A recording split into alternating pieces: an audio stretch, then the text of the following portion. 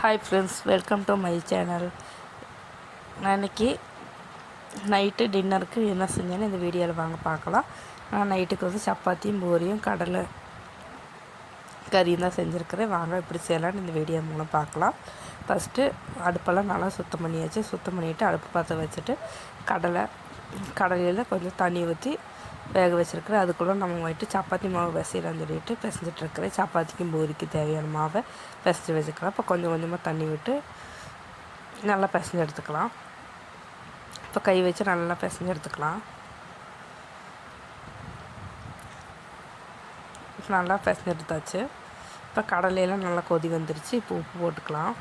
உப்பு போட்டு கொஞ்சம் நேரம் வேக வச்சு போட்டு இன்னொரு குட்டி சீன சட்டியில் ஊற்றிக்கிறேன். இப்போ அதே சீன சட்டி நம்ம எடுத்து வச்சுருக்குறோம். அதில் கொஞ்சம் ஆயில் ஊற்றிக்கலாம். அதுக்கப்புறம் பூண்டு, இஞ்சி, சின்ன வெங்காயம் போட்டு பெருஞ்சீரகம் கொஞ்சம் போட்டு நல்லா வதக்கிக்கலாம். இப்போ தேங்காயும் சேர்த்து நல்லா வதக்கிக்கலாம். இப்போ நல்லா வதக்கியாச்சு. இப்போ எடுத்து ஒரு பாத்திரத்தில் ஆற வச்சுக்கலாம். இப்போ இது ஆறுறதுக்குள்ள நான் வந்துட்டு பெரிய வெங்காயம் தக்காளி கட் பண்ணி போகிறேன். இப்போ 2 பெரிய வெங்காயம் எடுத்துக்கிறேன். இப்போ தோல் சீவிட்டுருக்கிறேன். இப்போ நல்லா கழுகியாச்சு. இப்போ பிளேட்டில் எடுத்து அறுத்துக்கலாம். இப்போ அறுத்தாச்சு. தக்காளியும் வெங்காயமும் அறுத்தாச்சு. இப்போ சீனச்சட்டி அடுப்பில் வச்சுக்கலாம். ஆயில் ஊற்றிக்கலாம்.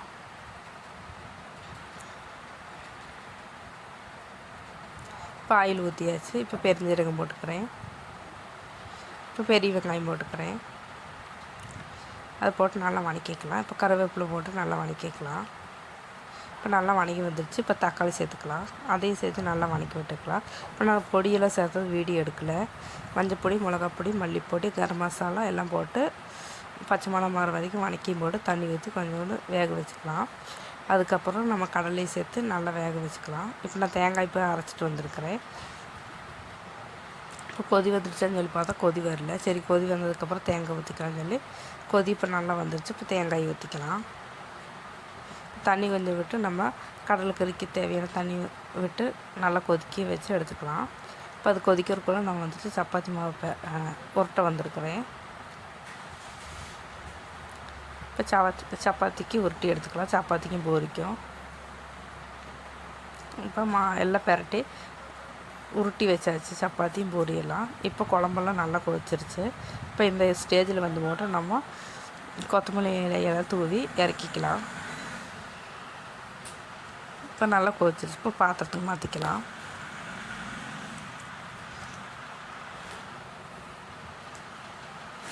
இப்போ அதே அடுப்பில் வந்து போட்டு நம்ம தோசைக்கல் வச்சுக்கிறேன்.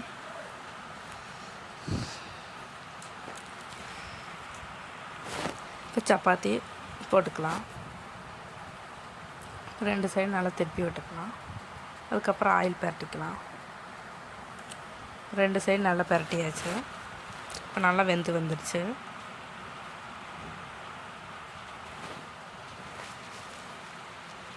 இப்போ சப்பாத்தி எல்லாம் உண்டாக்கியாச்சு. அதுக்கப்புறம் பூரிக்கு வந்துட்டு நம்ம சீன சட்டி அடுப்பில் வச்சு மட்டும் ஆயில் ஊற்றிக்கலாம். இப்போ ஆயில் நல்லா காஞ்சிருச்சு. பூரி போட்டுக்கலாம். பூரி போட்டு நல்லா உப்பி வந்துட்டுருக்குது. இப்போ 2 சைடு நல்லா திருப்பி விட்டு இப்படி ப்ரௌன் கலர் ஆகிற வரைக்கும் நல்லா வறுத்துக்கலாம். அடுத்த பூரி இதே மாதிரி வறுத்துக்கலாம். நல்லா உப்பி வந்திருக்குது பூரி. இப்போ எல்லா பூரி வறுத்தாச்சு. இப்போ வந்துட்டு நைட்டுக்கு டின்னருக்கு வந்து போட்டு சப்பாத்தி போட்டிருக்கிறேன். எனக்கு கடலைக்கறி ஊற்றிக்கிறேன். அதுக்கப்புறம் பூரியும் கடல் கறி ஊற்றி எங்கள் வீட்டுக்காரருக்கு கொடுத்தாச்சு. இந்த வீடியோ பிடிச்சா லைக் பண்ணுங்கள், ஷேர் பண்ணுங்கள், சப்ஸ்கிரைப் பண்ணுங்கள்.